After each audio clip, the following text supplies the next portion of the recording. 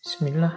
Assalamualaikum warahmatullahi wabarakatuh. Gimana caranya manusia biar selaras? Ya, lakukan hal yang baik. Yang baik itu apa? Yang harmoni dengan alam. Harmoni dengan akal, harmoni dengan Tuhan. Kamu tidak harmonis dengan salah satu ini aja, tidak akan bisa baik hidupmu. Kalau kamu nggak harmonis dengan alam, kamu sakit. Manusia itu kan, tubuhmu ini kan bagian dari alam. Kalau kamu nggak harmonis, kamu pasti sakit. Nggak harmonis itu salah satu unsurnya terlalu banyak. Itu kan nggak harmonis. Terlalu banyak air ya kembung. Terlalu banyak angin masuk angin. Terlalu banyak apalagi unsur-unsur hidupmu kan banyak itu. Coba terlalu banyak gula, diabetes. Itu karena nggak harmonis. Oke, terlalu banyak ketawa, stres. Terlalu banyak, pokoknya terlalu banyak. Atau terlalu kekurangan, itu nggak harmonis juga. Harus harmonis sama alam. Yang kedua, harmonis dalam pikiran. Pikiran nggak seimbang, ya itu tadi, stres. Nggak bisa mikir. Hidupmu mesti kacau. Dan yang ketiga, harmonis sama Tuhan. Ini lebih bahaya lagi. Kok enggak sholat mas? Hubungan saya sedang enggak harmonis sama Tuhan. Ya. Aku mewatiri itu. Hati-hati. Nah, saya baru bisa ranjang aku sementara. Enggak. Nah, harus harmonis lagi. Kenapa harus harmonis sama Tuhan? Karena alam semesta dan akalmu dan dirimu itu berjalannya, prosedurnya adalah logosnya Tuhan. Ketika kamu tidak harmonis sama Tuhan, itu kayak tadi, komputer kehilangan prosesor. Tidak akan jalan, hidupmu mesti kacau. Tidak ada tujuannya. Kan nanti ada filosofi yang ngomong tujuan itu. Sekarang tariklah tujuan terus-terusan. Haus, minum. Kalau sudah minum, lega. Kalau sudah lega, ngapain? Terus, itu kan filsafat namanya teleologis, mengejar tujuan. Puncaknya tujuan nanti ke Tuhan. Kawin. Biar punya anak. Kalau sudah punya anak, ngapain? Kalau sudah itu terus ngapain? Terus kamu tarik. Ketemunya juga logosnya Tuhan nanti. Maka harus harmonis. Hidupmu itu baik kalau harmoni. Jadi harmoni itu porsional dan proporsional. Takarannya pas itu harmoni. Tidak lebih, tidak kurang. Oke. Jadi kalau ingin hidupmu yang baik, yang pertama itu. Yang kedua rumusnya, hidup baik atau tidak baik. Tadi kan kita pakai akal. Yang di luar kontrol kita, itu tidak bisa disebut baik dan tidak baik. Katanya filosof Stoa. Kamu kan tadi pingin harmonis dengan alam, dengan akal, dengan Tuhan. Ketika kamu berusaha untuk harmonis dengan tiga hal ini, ya sejauh yang bisa kamu kontrol. Yang tidak bisa dikontrol, ya tidak masuk hitungan. Pak, saya ingin harmonis dengan planet Mars, Pak. Ya kadoan. Susah. Pak, saya ingin harmonis. Tidak, harmonis itu dengan yang deket-deket. Yang terjangkau, yang bisa kamu kontrol. Gimana caranya agar ngaji ini lebih santai? Itu kan bisa di dalam jangkauan kita. Tapi yang di luar jangkauan ya tidak usah dihitung. Kalau dihitung ya wong di luar kontrol kita. Gimana caranya yang di ngaji malam ini masuk surga semua? Wah, itu kita di luar kontrol kita. Bisanya cuma mendoakan. Ya syukur-syukur besok kita bisa ngaji filsafat bareng-bareng di sana. Kalau enggak ya berarti ada yang kececeran itu berarti. Oke. Jadi harmoni tidak harmoni jadi tanggung jawab kita, terkena nilai atas diri kita kalau itu dalam jangkauan kita. Yang di luar jangkauan kita enggak. Misalnya, ini tetanggaku kulitnya putih-putih, aku sendiri kok hitam ya, oh, ini harusnya jadi putih. Enggak, itu di luar jangkauanmu. Kulitmu hitam kan kamu nggak minta juga. Kalau bahasanya Ghazali, itu bedanya kholq sama khuluq. Kalau kholq itu paketan dari Allah. Kita ya sudah diterima aja, tapi kalau khuluq itu dari kita. Kholq itu kan rambutmu keriting apa enggak, kulitmu hitam apa enggak, bibirmu kayak gimana, itu kan Allah. Kamu enggak dosa, enggak apa-apa. Tapi kalau khuluq ini hubungannya sama dosa. Berada dalam kontrolmu. Makanya enggak usah galau kalau rambutku keriting ya Pak, kulitku kok hitam ya Pak. Nah, kamu enggak dosa, tenang aja, enggak usah galau. Iya. Jadi enggak usah terlalu stres gara-gara kholq. Karena itu di luar jangkauanmu. Tapi sekarang kan bisa diputihkan, Pak. Iya. Ya bisa aja. Apa susahnya sih mutihkan, kamu tinggal beli kapur sama. Iya. Ya bagi yang punya uang mungkin berada dalam jangkauannya, mutihkan. Tapi yang nggak punya kayak kita kan di luar jangkauan kita. Jadi nggak usah galau dengan sesuatu yang di luar jangkauanmu. Pak, saya itu ingin menyelamatkan Ahok ya Pak. Gimana caranya? Nggak usah. Di luar jangkauanmu itu. Nggak usah ndaki-ndaki, nggak nyampe. Wong kamu besok bisa makan apa enggak masih mikir mau menyelamatkan Ahok. Jauh. Jadi yang di luar kontrolmu ndak. Jadi baik atau buruk itu dalam yang bisa kamu kontrol. Jadi yang pertama tadi rumusnya baik itu yang harmonis. Yang kedua baik atau buruk itu yang bisa kamu kontrol. Terus yang ketiga tadi kan disuruh harmonis. Harmonis dengan alam, harmonis dengan akal, harmonis dengan Tuhan, itu jawabannya satu. Melakukan kebajikan. Kebajikan itu berarti apa? Melakukan hal yang utama. Semua yang baik, semua yang berakhlak, semua yang bajik, itu hasilnya harmoni. Begitu ada yang melakukan yang tidak baik, tidak bajik tadi, lahirnya mesti chaos. Kenapa kok kacau? Karena banyak yang tidak menetapi kebajikan. Begitu ada satu yang tidak jujur, mesti nanti yang bersangkutan dengan dunia ketidakjujuran itu akan kacau. Misalnya saya bohong, harusnya saya masuk, saya tidak masuk. Dan aku diem-diem aja, tidak ngomong-ngomong. Itu kan kacau, kamu datang ke sini kosong kacau. Gara-gara ketidakbajikan satu. Maka harmonis itu akan lahir kalau kita melakukan hal-hal yang bajik, yang baik. Rumus ketiga. Jadi kalau ingin jadi orang baik, yang pertama targetnya kebaikan itu harmoni. Yang kedua, baik atau tidak itu hanya dalam hal-hal yang bisa kita kontrol saja. Yang enggak, ya enggak bisa baik, enggak bisa buruk.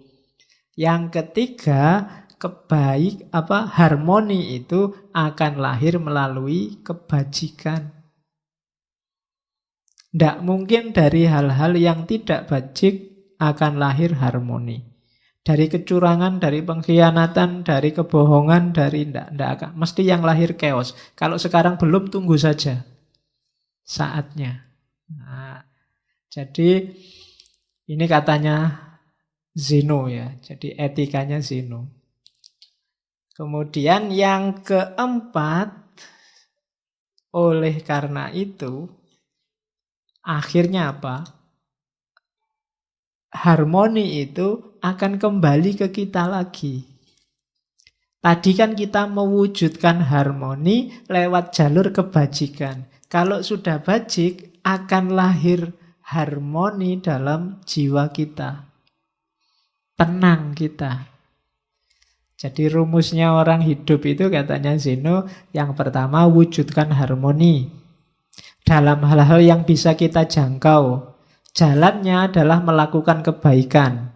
Kalau semua sudah kita lakukan, jiwa kita akan tenang, harmonis juga. Jadi 4. Kalau kita bisa mewujudkan 4 ini, kita akan hidupnya enak. Itulah sunnatullahnya, kebaikan. Rumusnya itu. Kalau dilanggar sejak awal, ya kita tidak akan bisa menemukan harmoni dalam diri kita. Kalau jiwamu masih selalu nyari, pingin enak, masih pingin terus nuntut terus, berarti kamu perlu mewujudkan ini. Jalanmu perlu dihidupkan lagi lewat kebaikan. Biar lahir harmoni, biar jiwamu tenang. Dan itu pun dalam hal yang bisa kamu jangkau. Yang tidak bisa dijangkau, ya berdoa saja. Karena logosnya logos Tuhan, ya biar Tuhan yang intervensi. Oke, ini rumus pertama dari Zeno. Ini kalimatnya Marcus Aurelius tadi, yang kaisar tadi, menurut saya bagus. Waste no more time arguing about what a good man should be. Be one. Ya. Jangan buang-buang waktu lagi debat tentang orang baik itu kayak gimana. Be one. Jadilah orang baik, sudah. Nggak usah terlalu panjang diskusinya. Kalau tentang jadi orang baik, kamu nggak usah tanya, orang baik itu kayak gimana sih Pak? Gini baik enggak, gitu baik enggak, kesuwen. Jadilah orang baik. Kamu sudah tahu, asal akalmu jalan. Ya, selama akalmu jernih, kamu akan bisa jadi orang baik. Tanpa harus panjang-panjang diskusi, katanya Marcus. Jadi, waste no more time arguing about what a good man should be. Be one. Wis dadi wong apik. Oke, jadi kalau ada yang tanya, gimana caranya jadi orang baik? Ya jadilah orang baik. Kamu sudah bisa. Masa ada yang tidak bisa jadi orang baik? Bisa. Cuma mungkin kamu tidak mau aja atau malas aja. Pasti bisa. Tidak ada orang yang tidak bisa jadi orang baik asal pikiranmu jernih. Ya kan? Karena di Stoa ini pikiran jernih itu nanti jadi modusnya, mengalahkan segalanya. Terus, kelanjutannya tadi. Kalau sudah harmonis tadi, baik pikiranmu maupun lingkunganmu, yang terjadi apa? Yang terjadi kebahagiaan. Kamu pasti bahagia. Oke. Nah, tadi kan ada yang loncat sedikit. Kalau ingin harmoni, lakukan kebaikan. Gimana caranya kita ketemu kebaikan? Pakai akal sehat, akal jernih. Ya. Jadi harus menggunakan akal sehat. Tidak cuma minyak goreng yang pakai akal sehat. Kamu juga dalam hidupmu harus pakai akal yang sehat, akal yang jernih. Akalmu itu sudah ketumpuk informasimu macam-macam, sehingga seringkali tidak jernih. Ada yang pakai kacamata hitam, jadi lihat apa-apa warnanya hitam kabeh. Ada yang pakai kacamata hijau, lihat apa-apa dianggapnya semua warnanya hijau. Ada yang pakai kacamata merah, lihat apa-apa dianggap merah. Wow, merah itu, PKI itu jangan-jangan. Itu kan. Karena kacamatanya merah. Ada yang pakai kacamata hitam. Wow. Apa-apa dilihatnya hitam. Ada yang pakai kacamata putih, kabeh dianggap putih. Nah, itu jadinya nggak jernih. Yang baik bisa kebalik-balik. Maka katanya kelompok Stoa, jadilah orang baik, jalannya berpikir yang benar, berpikir yang jernih.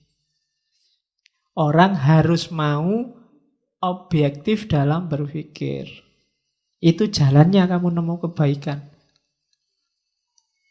Katanya Zeno, kejahatan itu tidak ada. Jahat itu terjadi ketika orang anti dengan akal sehat. Ketika orang menolak berpikir jernih, yang lahir pasti kejahatan. Ketika orang tidak mau berpikir, yang lahir pasti kejelekan. Karena yang bisa menemukan mana baik, mana buruk itu akalmu.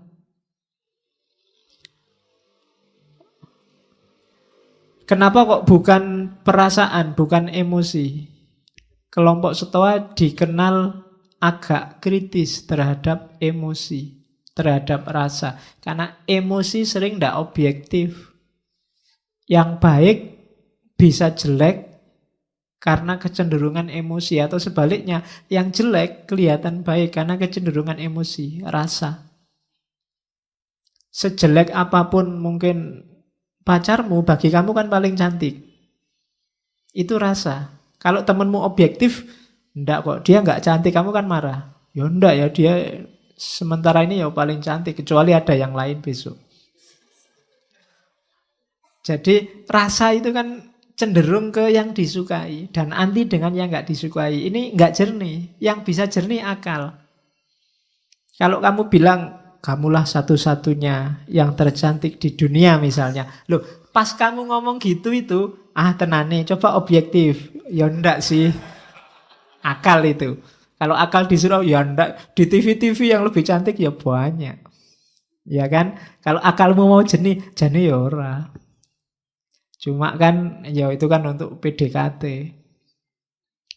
Jadi, kebahagiaan dalam kebaikan ketemunya dari akal sehat. Maka jagalah baik-baik akalmu biar sehat. Karena itu yang menjamin kamu masih manusia apa bukan. Jaminannya akalmu. Begitu akalmu meleset, ya kemanusiaanmu dipertanyakan. Karena dari situlah lahir kejahatan. Ada orang maling, itu mesti karena mikirnya nggak panjang. Ada orang ngerusak, mikirnya nggak panjang. Ada orang tawuran, mikirnya nggak panjang. Jadi biasakan berpikir agak panjang. Ada cerita bagus dari tradisi Zen. Jadi satu ketika ada guru Zen yang dimintai nasihat seorang prajurit. Guru, saya mau beli kebijaksanaan. Tidak minta ya, beli. Kasih saya kebijaksanaan paling mahal. Akhirnya dikasih. Oke, tapi mahal ini ya. Oke, tak bayar berapapun, dikasih. Katanya guru itu gini, tak kasih kebijaksanaan paling mahal. Sebelum kamu memutuskan sesuatu, majulah 3 langkah dan mundurlah 3 langkah. Baru lakukan keputusanmu. Ini prajuritnya heran. Kayak gini kok mahal apa itu? Iya. Begitu prajurit ini pulang, sampai rumah depan pintu lihat sandalnya orang lain. Istriku sama siapa ini di dalam? Kurang ajar. Begitu buka pintu kamar, bener, di kamar ada yang tidur sama istrinya. Meskipun nggak kelihatan wajahnya. Dia sudah marah, sudah nyabut pedang ini, prajurit. Bunuh aja ini yang sama istriku. Begitu mau bunuh, guru tadi nyuruh aku sebelum memutuskan sesuatu, maju 3 kali, mundur 3 kali. Oke deh, sudah bayar mahal-mahal ya, nggak apa-apa lah. Jadi dia maju 3 langkah, terus mundur 3 langkah karena ada jeda ini. Terus istrinya bangun, yang sama istrinya juga bangun. Lu ngapain kamu kok jalan maju? Ternyata yang sama istrinya ya saudaranya istrinya. Baru dia, selamat aku tadi maju 3 langkah, mundur 3 langkah. Coba kok langsung brus gitu, wassalam. Ya, nasihatnya maksudnya, mikir dulu lah, jangan kesusu. Apa-apa itu dipikir, pakai akal sehat. Nanti ketahuan jawabannya, jangan gerusa-gerusu diputuskan. Jadi, boleh kamu, ini nasihat mahal, buat kamu gratis, enggak apa-apa.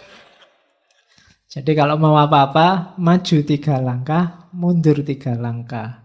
Jangan langsung diputuskan. Mau nembak juga gitu. Kalau meskipun sudah di depannya, sebentar, maju 3 langkah, mundur 3 langkah. Ya, Lu siapa ngerti pas kamu maju mundur terus pacarnya datang, wah nggak jadi. Untung tadi urung nembak. Kalau sudah nembak malu kan dirimu. Oke, jadi pakailah akal sehat.